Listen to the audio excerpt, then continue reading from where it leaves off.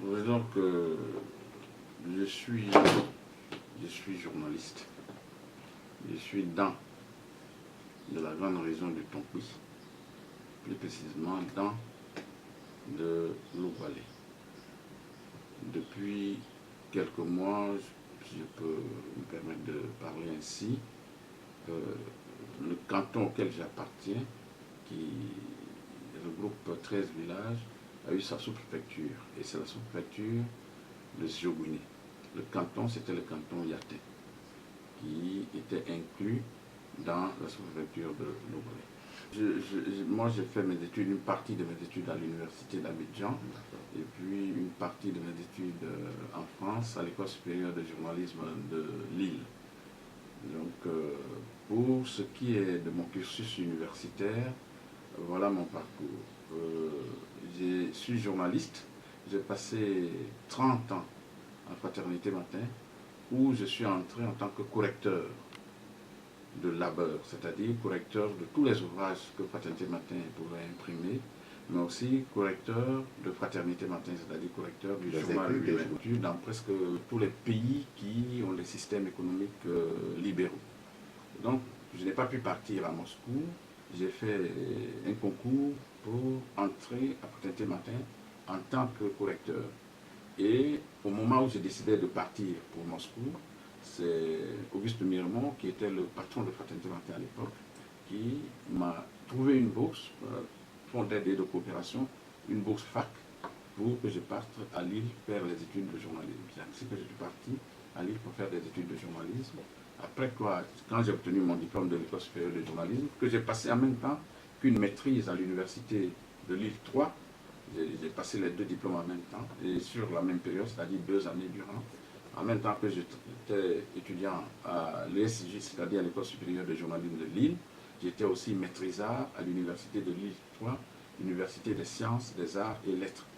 Donc j'ai obtenu les deux diplômes dans le même mois de juin 1981.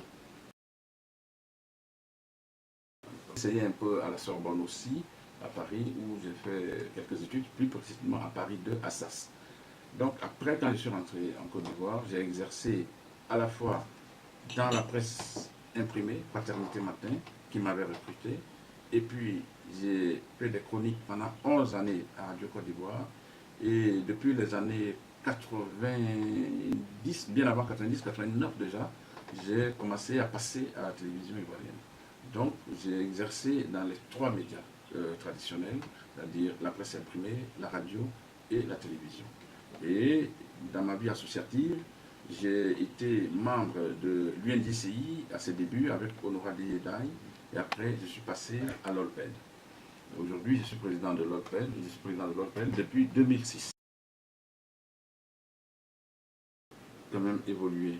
Nous ne sommes plus dans la situation de 90, qui était une situation de retour au multipartisme et une situation de libération de la parole et de l'écriture. Nous sommes quand même en 2018. Les choses ont évolué et les journalistes ivoiriens ont aussi évolué avec la situation sociopolitique. Il y a aujourd'hui de très bons journalistes. On ne peut pas nier cela. Mais combien sont-ils? Est-ce qu'ils sont les plus nombreux sur les 800 journalistes et professionnels de la communication qui sont encartés? Il faut des études précises pour donner la proportion de bons journalistes qui n'ont jamais été indexés ni par l'autorité nationale de la presse, l'ANP, anciennement CNP, ni par l'instance d'autorégulation qu'est l'Observatoire de la liberté de la presse, de l'éthique. Je ne suis pas totalement satisfait. Je suis en partie satisfait parce que, je l'ai dit tantôt, je l'ai souligné tantôt, il y a de l'évolution dans la pratique. Et le prix de l'UNDCI qui récompense les journalistes excellents en est une expression. C'est même de bons journalistes. Mais je pense que les bons journalistes ne sont pas, après 28 ans de printemps de la presse, ne sont pas les plus nombreux. Et c'est ce qui fait mon insatisfaction. Il faut que les journalistes, les bons professionnels soient les plus nombreux. Regardez les journaux ivoiriens. Tous affichent en bas de leur logo, journal d'information générale. Mais ce n'est pas exact. Ce sont des journaux de combat politique généralement. Ce sont des journaux d'opinion. Toute la presse d'une nation, d'un pays, d'un État ne peut pas être rien qu'une presse d'opinion, une presse de combat. C'est vrai, les journaux privés, je ne parle pas des médias de service public, mais les médias privés peuvent porter la parole des partis politiques. Mais il faut équilibrer. Et la façon dont les journaux ivoiriens ne se vendent pas, la façon dont les journaux ivoiriens disparaissent, montre bien que le lecteur n'est pas en accord avec ce que nous lui donnons comme offre éditoriale. Depuis de 1990 à 1996, il y a eu 178 journaux qui ont été créés en seulement 6 ans, là où il n'y avait que 4 titres pendant presque 30 années. C'est-à-dire de 1964, création de Fraternité Matin, à 1990, il n'y avait que 4 titres. Fraternité Matin, Fraternité Hebdo,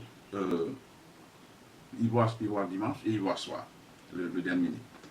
Et en 6 petites années, il y a eu, après le retour au multipartisme et le printemps, la naissance du printemps de la presse, il y a eu 178 titres qui ont été créés et une centaine de partis politiques qui ont été aussi créés. Vous voyez, cette synchronisation explique le contenu très politisé des journaux ivoiriens. Mais on peut avoir un contenu. L'Ivoire nous a soutenus pendant au cours de nos premières années.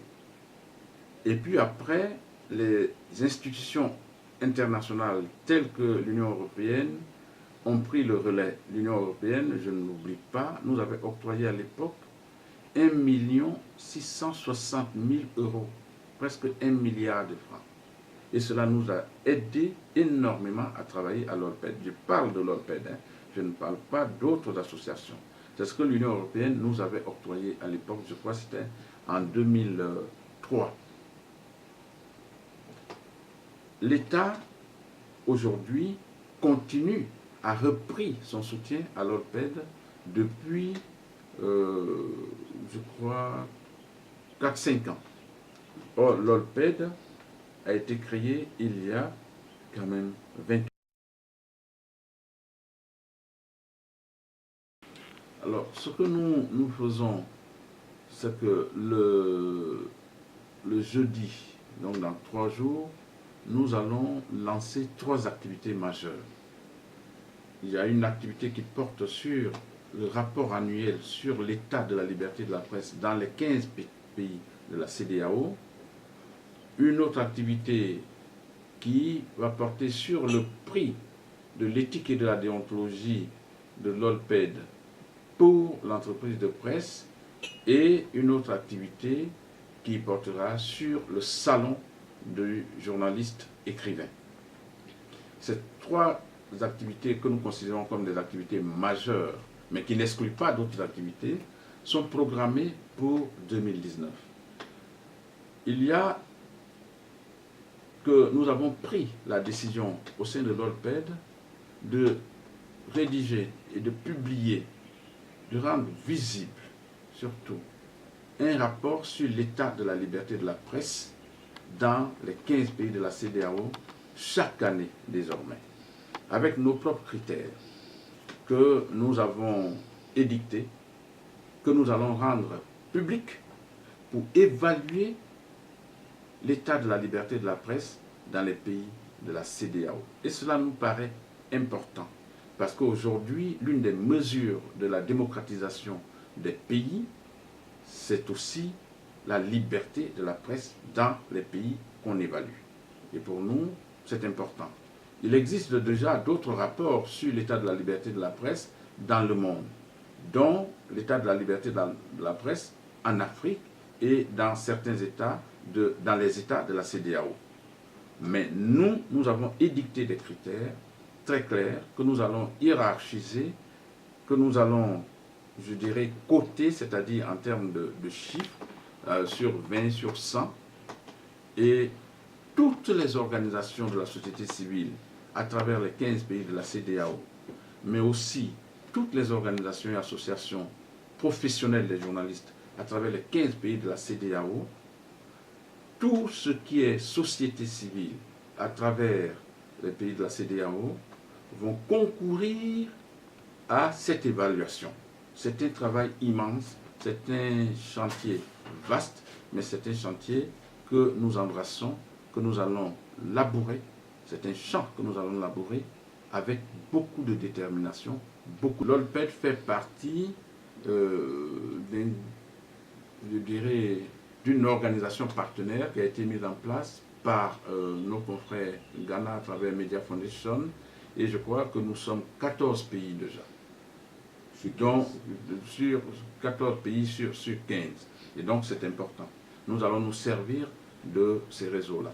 Mais la particularité de notre rapport, c'est que nous allons donner aussi la parole au pouvoir public des 15 pays de la CEDEAO qui vont être évalués par nous, pour que les pouvoirs publics de ces 15 pays donnent leur vision de la liberté de la presse et disent ce qu'ils font pour la liberté de la presse dans ces 15 États. Donc nous allons équilibrer, nous n'allons pas simplement évaluer et puis attribuer des bons ou mauvais points, mais nous allons donner la parole aussi au pouvoir public de ces 15 pays. La liberté de la presse en Côte d'Ivoire n'est pas un acquis total. Il y a des avancées sur le plan juridique. Il y a des avancées sur le plan économique. Il y a des avancées sur le plan structurel. Mais la liberté de la presse est une conquête de chaque jour.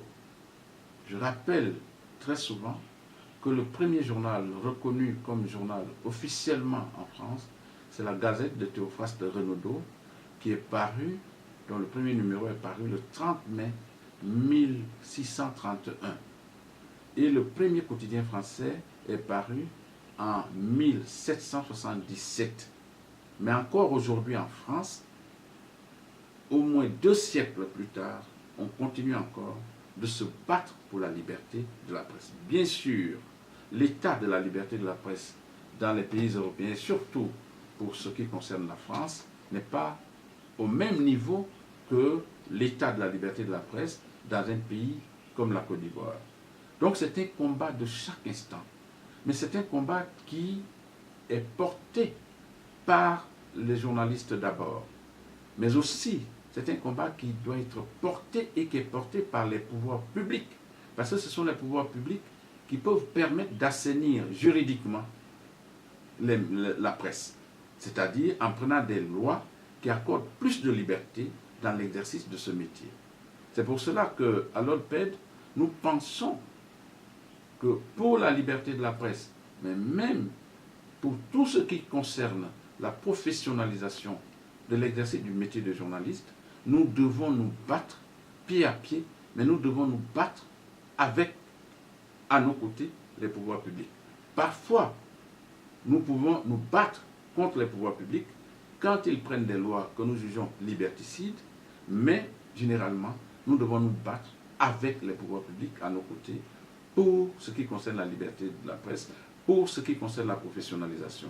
Vous voyez, quand le FSDP, qui a été créé par l'État de Côte d'Ivoire, mais dont les fonds sont alimentés par ce que génèrent aussi les entreprises de presse, quand donc ce fonds de soutien et de développement de la presse apporte son concours financier à la presse ivoirienne, c'est un peu l'État qui agit aussi pour la professionnalisation des entreprises de presse qui participent de la professionnalisation de l'exercice du métier de journaliste. Donc, il ne faut pas exclure cela. Mais la liberté de la presse doit être portée aussi par la société civile. Quand ce n'est pas une société civile partisane, trop politisée. La création de la KIDP doit être saluée. Le fait que les pouvoirs publics, que l'autorité publique en Côte d'Ivoire ait conçu et élaboré les textes portant fonctionnement, portant création et fonctionnement de la KIDP doit être salué, pas seulement par les journalistes, mais aussi par le peuple de Côte d'Ivoire, par les chercheurs, par la Côte d'Ivoire tout entière. Maintenant, c'est la mise en œuvre. Et il nous revient à nous, journalistes, de nous battre, comme nous nous battons pour la liberté de la presse, parce que l'accès à l'information, que ce soit l'information institutionnelle, que ce soit l'information publique, que ce soit d'autres types d'informations, il faut que nous nous battions pour améliorer ce qui peut être encore considéré aujourd'hui comme les axes de progrès, c'est-à-dire les faiblesses de la KIDP. Un instrument est là, mis à notre disposition. Il ne peut pas être parfait tout de suite. S'il est parfait tout de suite, nous n'aurons plus de raison de nous battre.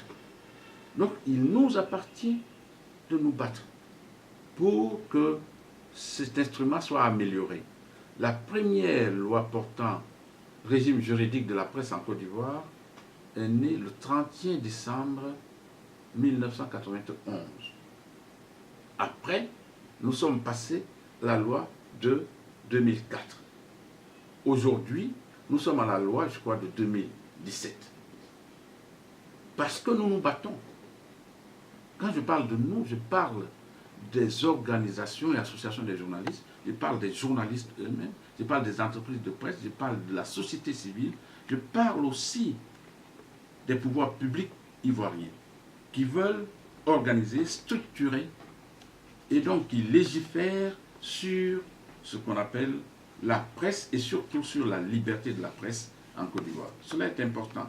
Donc tous ces instruments, quand ils sont pris par l'autorité publique, il nous appartient à nous de nous battre pour les améliorer. Quand ils ne sont pas pris, il nous appartient à nous, population de Côte d'Ivoire. Quand je parle de population de Côte d'Ivoire, je parle de la société civile, je parle des Ivoiriens et des Ivoiriennes, je parle des juristes, je parle des défenseurs des droits de l'homme, je parle des journalistes, ainsi de suite. Il nous appartient de nous battre quand ces institutions n'existent pas pour que l'autorité publique mette ces institutions en place, bien évidemment, pour plus de liberté dans l'exercice du métier de journaliste. Il ne faudrait pas que nous pensions que tout va être acquis tout de suite. Ce n'est pas possible. Il faut revisiter, il faut interroger l'histoire des autres nations. Il faut interroger l'histoire de leurs médias, de leur presse, pour savoir que nous devons nous battre pied à pied. Le premier amendement dont on parle tant aux États-Unis, qui ouvre un boulevard à la liberté de la presse. Ce premier amendement-là n'a pas été obtenu simplement comme ça sur un coup de baguette magique. Ça a été le résultat, la conséquence de luttes féroces pendant longtemps. Les droits civiques aux États-Unis ont été obtenus et sont en train d'être consolidés aux États-Unis par de très longues luttes. Et cela, on le voit quand on interroge l'histoire des autres nations, des nations considérées aujourd'hui comme des nations puissantes, grandes, qui gouvernent le monde. Donc nous devons nous battre. Nous ne devons pas penser que tout doit être acquis et que les pouvoirs publics doivent nous donner tout, sans que nous ne nous battions, sans que nous ne fassions des efforts.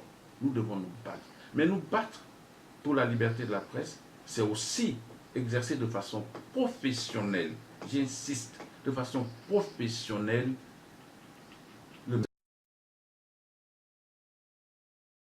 nous ne recevons pas, nous lançons cette activité qui est prévue pour 2019.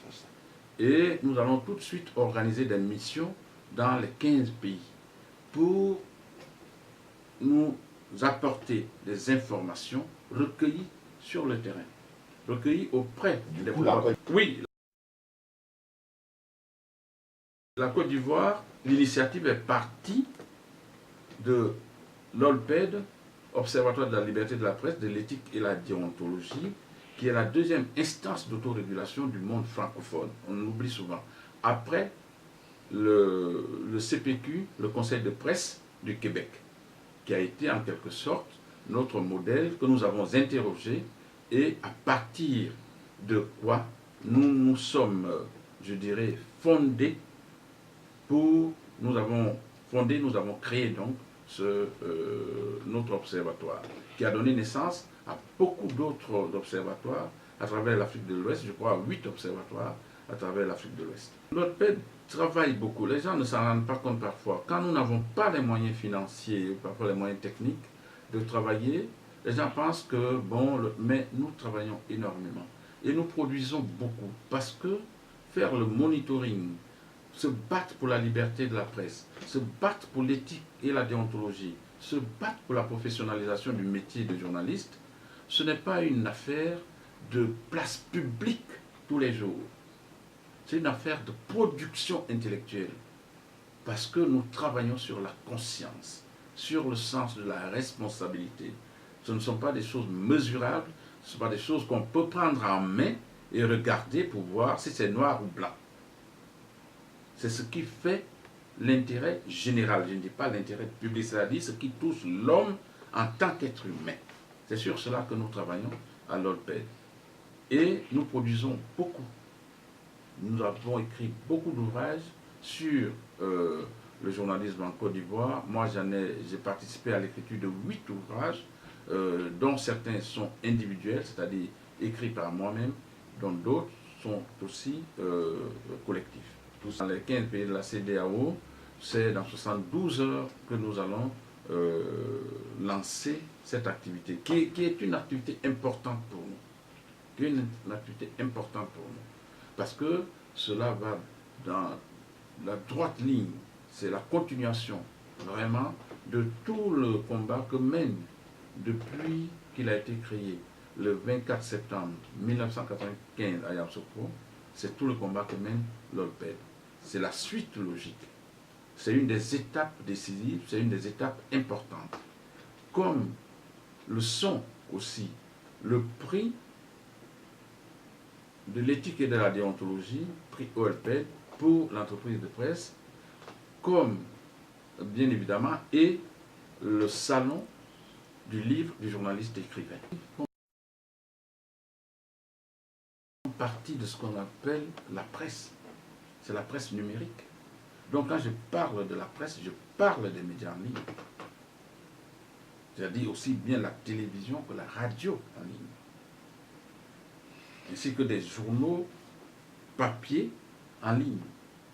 Il n'y a pas d'exclusif quand je parle de la presse. Il faut l'entendre dans ce sens-là, c'est-à-dire presse imprimée, mais télé, radio,